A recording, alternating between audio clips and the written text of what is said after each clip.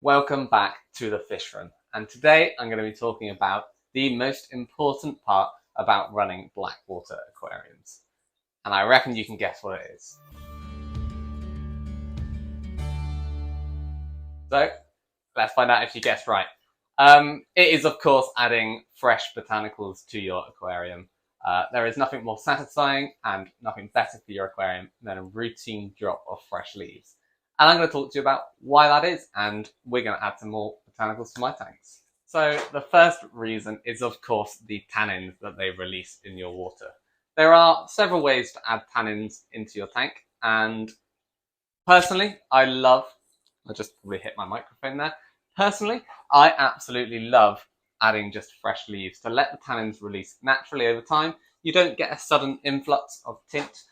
It is gradual. You may not even notice it straight away, and then you'll go away for a period of time. You'll come back and you get a nice, maybe a golden glow, maybe a brownish glow, maybe even a reddish glow. And personally, I absolutely love that reddy coloured tint that you sometimes get from certain botanicals.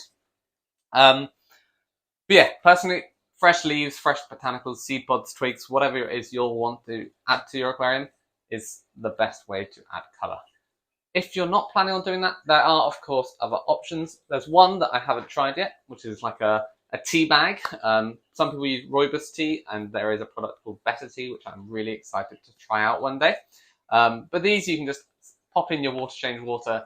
It'll sort of leach out those tannins into the fresh water, and then you can do your water change with that and act as like a pre-tint. It sounds interesting, and at least it's from proper botanicals or tea. It's better than sort of a bottled extract, so I've got one here to show you. This is just a concentrated form of botanicals, but you don't really know how concentrated it is and how much tannins is in there. They give you guides of how much to add, but personally, I'm not such a fan of these, although this is going to be used for a little project that isn't going to involve any fish, so that's why I've got this here. Not only does a regular drop of new botanicals slowly add that tint and keep your parameters a bit more stable, it also feeds the microorganisms that are in your tank. So botanical method aquariums, they are full, absolutely full of life that you potentially can't see, and maybe a couple that you can just about see if you really focus and look for them. These guys are feeding off of the botanicals and decaying organic matter that is in your aquarium, and in turn providing an ecosystem in your tank and food for your fish. So we really want to look after these little ones, just as much as you are looking after your filter bacteria in a normal fish tank. And the best way to do that is a constant supply of dead organic matter. Routine leaf drop. If you were to just add a massive influx of botanicals and then let them all just get broken down until they are all gone, and then add in another load of botanicals, one, you're going to get huge swings in your parameters, but you're also going to get a massive boom and bust in your population of microorganisms, because they're going to have loads of food source, they're going to reproduce like crazy, they're going to eat up all that food source really quickly, and then they're going to die out because they starve. That's then going to pollute your water further, and it's all going to be a bit of a nightmare. Alternatively, you can do a routine drop every few weeks, maybe every month, every water change if you want to do really small, little and often, although boiling that many leaves that often in small amounts, probably not the best in terms of energy costs. But yeah, just a steady influx of that organic matter is going to keep your population stable, keep your fish fed when you go on holiday, and all sorts of other benefits. Another reason you may want to add more botanicals to your aquarium when doing routine maintenance is that you may have changed the stocking of your aquarium, just like I have with this tank here. So this is my Linkia tank. If you watched the last video, you have seen that I added 3 more Linkia gouramis to the tank. That means there's a total of 5 in there, and there isn't that many seed pods and hiding places for them.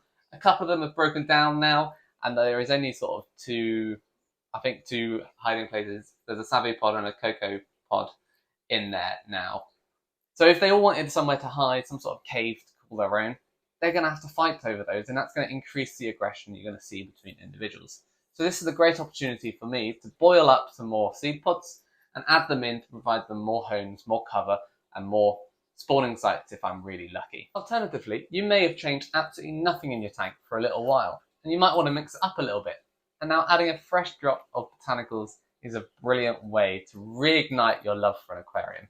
I've had it in the past where I've had a tank which has been dominated by oak leaves and algae cones, and it's all a bit samey. It doesn't look the most tropical. Yeah, it's just worn me down a little bit, and I just got a bit bored of it. Adding in some more tropical seed pods, some larger leaf shapes, just added a bit more texture and a bit more interest to the substrate, and was enough to make me fall in love with that aquarium again. So it's amazing what just the addition of some more seed pods or some more leaf litter can really do to a tank. So before you rip it up and start again, maybe consider just a small tweak, and it may just do the trick. Now it's time to prepare some botanicals, and now I have got them already out of my storage boxes, and they're all in this saucepan ready for boiling. First job is to rinse off any surface contaminants and dust that could be on the outside of them. So I'm just going to go to the kitchen tap and do that quickly. Now I always boil the kettle just because it's a little bit quicker than waiting for the cold water to boil on the hob. Pour that on.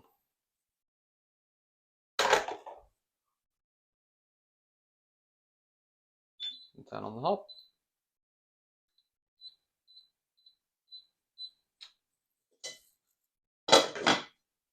And we'll come back later.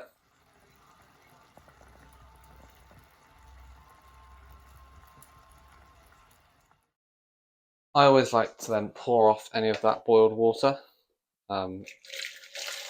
It's a concentrated bomb of tannins, but it is also a concentrated bomb of any surface pollutants that may be on the botanicals.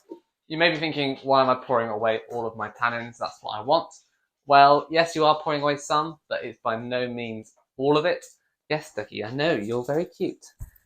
So I would not risk adding that concentrated stuff of you don't know what into your tank, and instead pour it away and let the natural tannins just emerge from the leaves once you add them to the water. It's been a couple of days and the door is closing on the camera.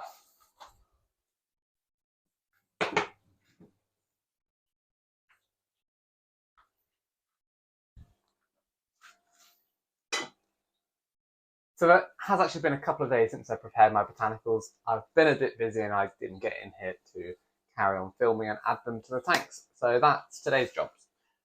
So I've got my saucepan here. I filled it back up with water after draining out all of the concentrated solution that was in there from the boiling. And I have my assorted botanicals in here. The reason I filled them up was I want to keep them waterlogged overnight and make sure that they sink when I add them into the tank. So this one here is a savipod. It's going to go in with the Linkiagrames. So let's start off with this one. We've also got two cacao pods here, and they should open up over time. You can see there's slits coming in the pods here. These are going to open up over time and create caves. At the moment, they are quite sealed and nothing to be able to get in there, but in time they will, and this will form a cave for them. So I'm going to add these 3 pods into their tank. I'm just going to pop these in and amongst the submerged wood and the roots. Just that's where they would naturally sort of collect up as the waters flow through them. But I'm also going to separate them out a little bit just to make sure that they're not all close together and bunched up, so that the territories are sort of spread out and again prevent a bit more of that aggression from occurring. I'm really liking these larger cocoa pods. I think they're going to add a bit more texture and something a bit different in the aquarium. So while I'm adding stuff to the Linkia tank, let's carry on and get some more out. So in here I've got a whole assortment of different leaves. We've got some of the Mona leaves. These are from the garden, and I can't remember what they are called, but I will find out and I'll overlay it. But these are going to be for the neon tetrapencilfish tank. But in here somewhere I have a very unusual oak leaf.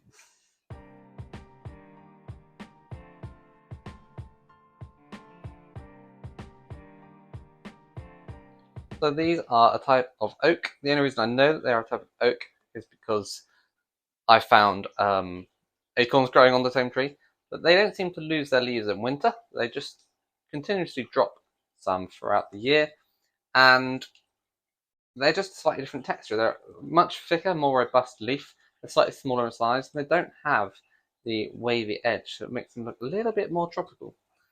The only place I've actually found these leaves, and they really remind me of sort of live Texas oak leaves, is in one park near my parents' house. So that's where I always collect these from. And they're really nice. I really need to go back and collect some more. This is the last of what I had in stock. But this is the leaf that I've used predominantly in this tank. There are no others in there. Now, I always like to add my leaves randomly and just let them settle however they please. I'm just going to lob them in there and just let them drift down.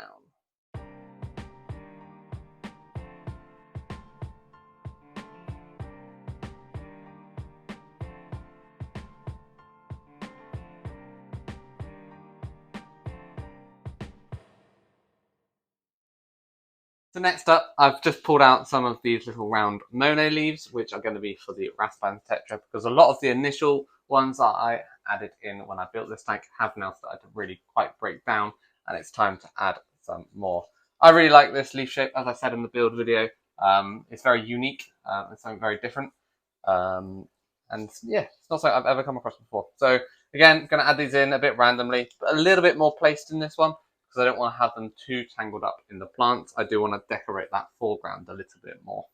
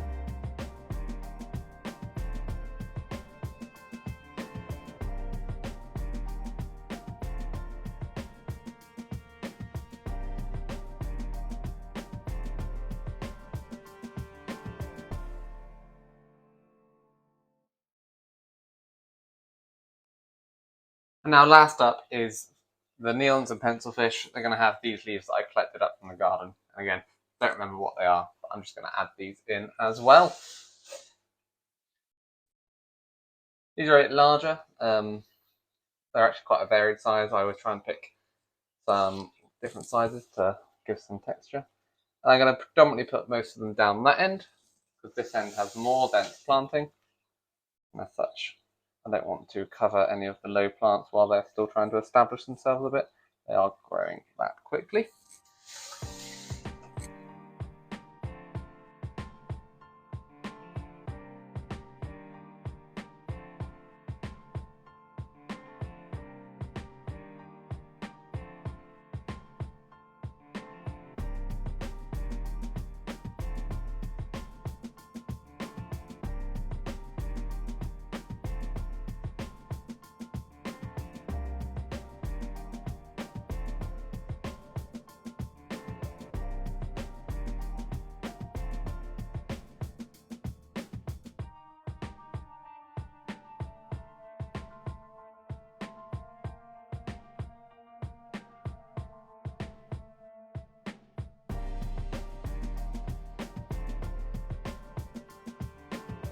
Thanks so much for watching till the end. I hope you enjoyed it, and I will speak to you all soon.